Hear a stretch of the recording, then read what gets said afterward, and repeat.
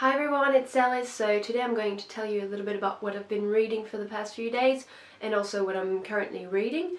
So the reason why I'm doing this a little bit earlier than usual is because all the books are from the library and I don't really want to be too late because some people have, ordered these books, so it's not really fair if I give them a long time, I feel. So yeah, I'm just going to do this a little bit earlier than I usually do. So let's get started! First one I told you about in the last video I was starting to read. It's the Kite Runner by Khaled Hosseini, and I really enjoyed that book. I thought it was a great book. It is very hard. Like I usually read, drama books and things that are not easy. Like I'm not a really happy book person. It's not really my type of read. So, but this one was particularly hard. So, but I still really enjoyed it. First, the writing is beautiful. I had never read anything by Khaled Hosseini, so yeah, well, I'll definitely check the other books out now. And the story was also beautiful too. So basically it's the story of a friendship.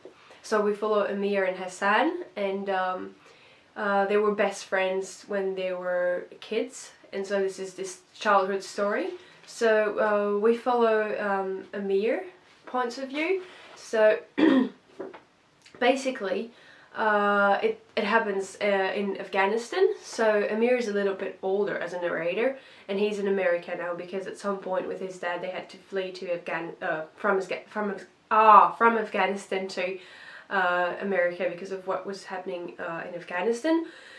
And basically, yeah, it's the story of a friendship, and I thought it was brilliant because it has some very hard questions. What is it to have a friend? What is friendship? Like, at which point do you stop giving to your friends and start thinking about yourself first?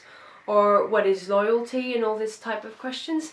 And I thought it was very interesting and very hard too. Heartbreaking book. If you're not ready for it, I nearly cried at some point, and I don't usually cry when I read books or when I see movies. Like it's I'm a crier, but I don't cry for this type of stuff, so I don't know why. But anyway, so basically something is going to happen during their childhood, and then nothing is ever going to be the same. And then Amir, couldn't remember the name, has to go to America, and they'll be separated for a while. And at some point he has to go back to Afghanistan a few years later. So that's the whole story of their lives and this childhood, and it's beautiful. And I won't say too much because there is a lot happening in here.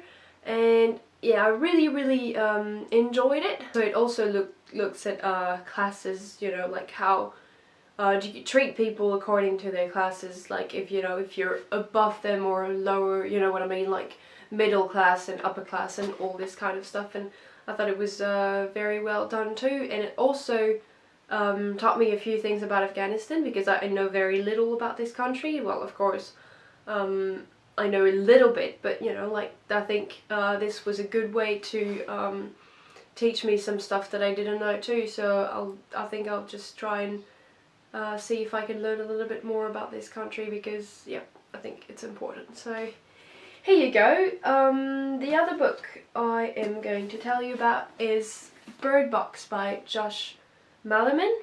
So this was just an excellent book. I really enjoyed it.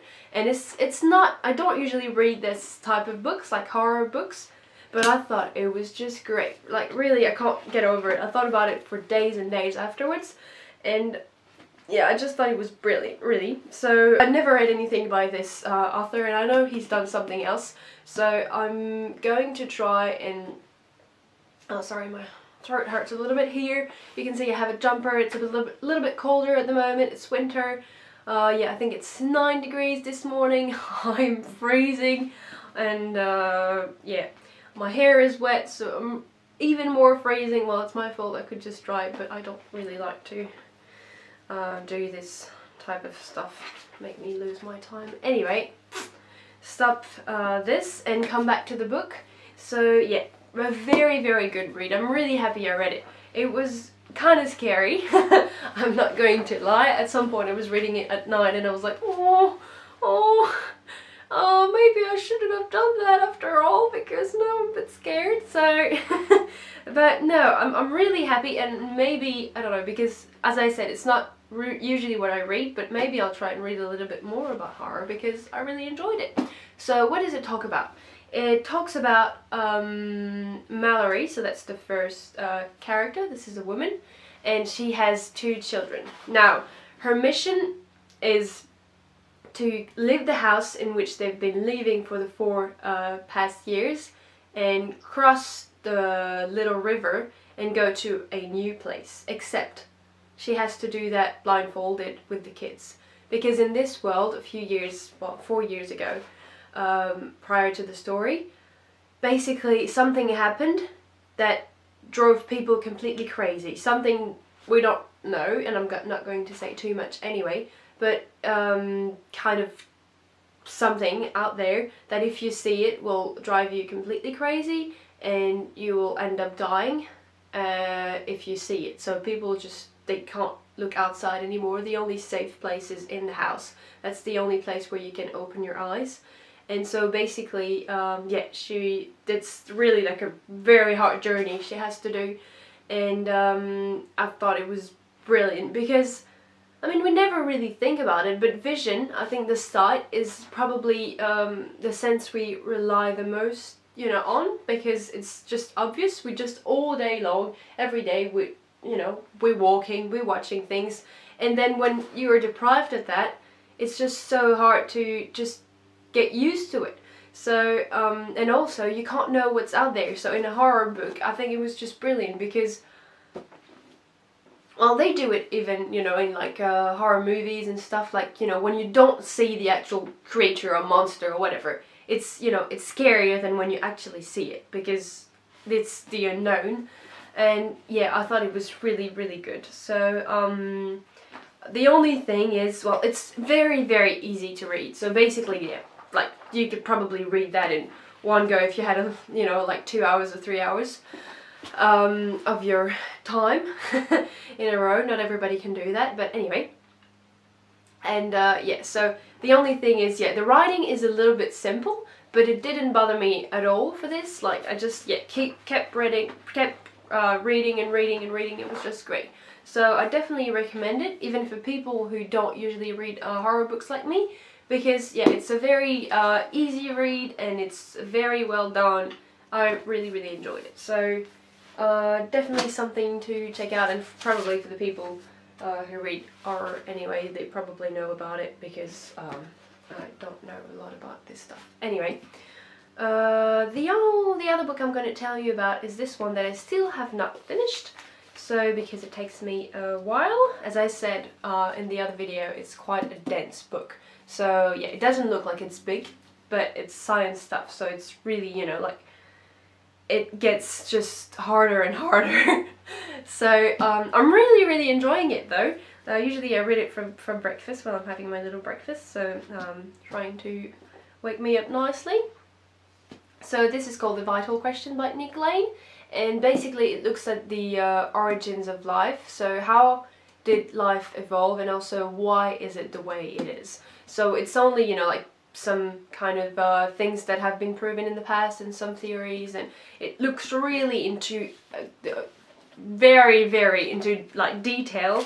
So sometimes it's just too much for me. Like, I don't understand everything I'm reading. Like, I understand the bigger picture, I think. At first, you know, for the first 100 pages, I thought, you know, it was not too bad at understanding almost everything.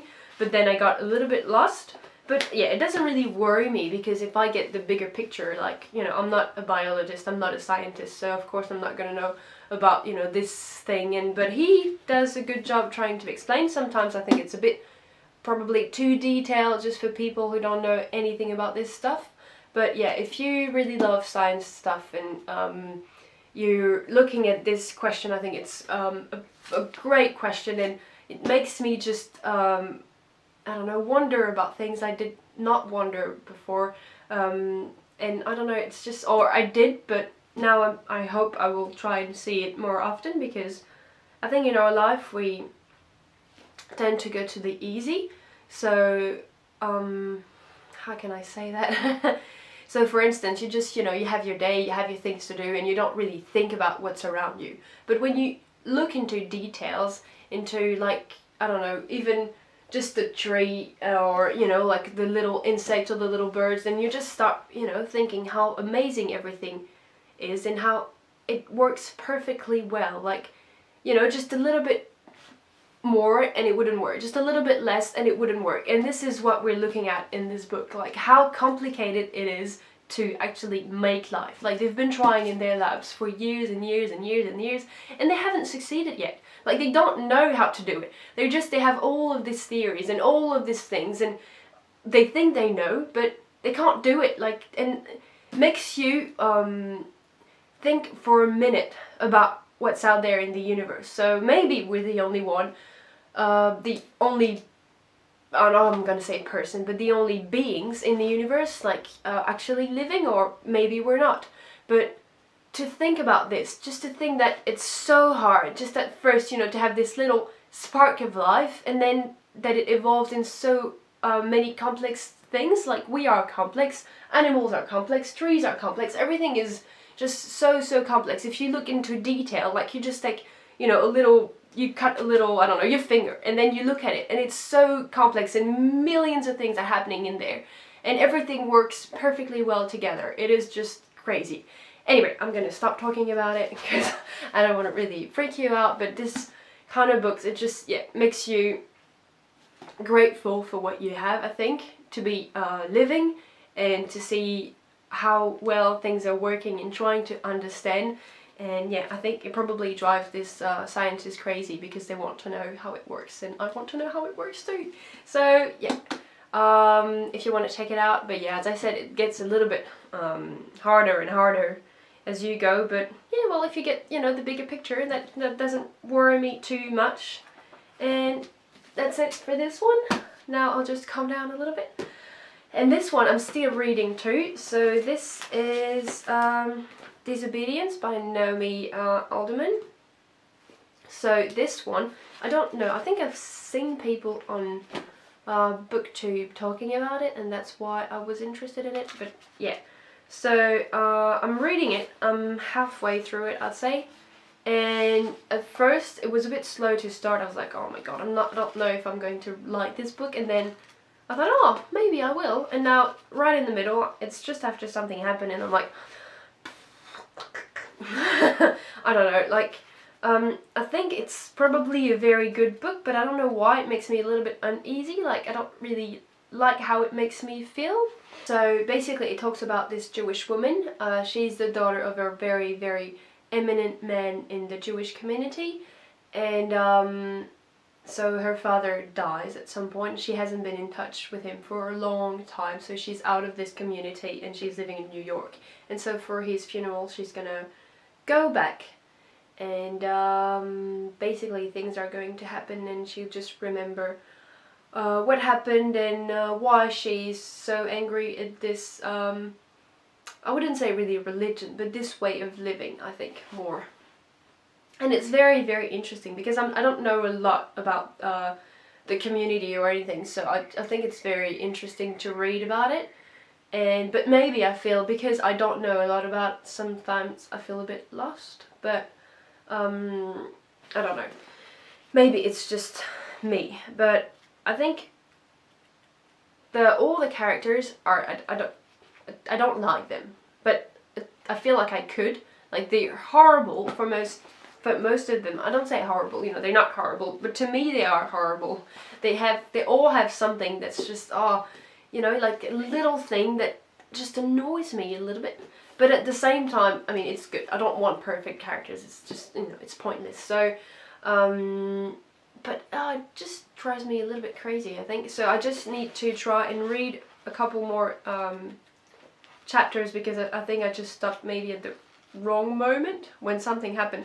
And this is the thing with this book. I think I'm meant to feel the way I feel at this moment. I can't describe what's happening, because otherwise it would give away a little bit of the book. But I think probably Naomi Alderman did a very good job, because I really do feel like one of the characters is feeling at the moment. So I'm like, no, not working for me. But yeah, I'll just keep reading, and I think it's probably gonna end up, you know, being a not too bad read at all. But I don't know why I can't, you know, it's not too bad, but I wouldn't say it's great. So yeah, I can't really sell you this one, but I think it's probably interesting in the way that this young woman just decided to give up a lot of her background. You know, when you live in something you've known all your life, but you disagree with what's happening, and you have to give away this because you can't be who you are. And I think that's a very interesting question that the book is asking, and I really like that. So I'll just, yeah, Disobedience it's called, so it says it all. And that is it for me today. I plan to read maybe another book, but I don't know, I don't really feel like reading it anymore, so I might just not really read it in the end. So it's called Imperium by Christian Crast, and I feel I don't think I'd like to read this book because I've already read a few well, you know, different books this month, so I just need to go back to my little comfort zone, I think. But yeah, this one, you know, like, is a bit scientific, and this one is more, I think it's kind of a fiction, but it looks like a non-fiction. Anyway, so it says in 1902, a radical vegetarian and nudist from Nuremberg named August Engelhardt set sail for what was then called the Bismarck Archipelago. His I can't say that word, sorry. His destination, the island of Cabacon. His goal, to establish a colony based on worship of the sun and coconuts. His malnourished body was found on the beach of Cabacon in 1919. He was 43 years old. So I thought this would be very, very interesting. Because, I mean, I don't know, like, his goal, to establish a colony based on worship of the sun and coconuts.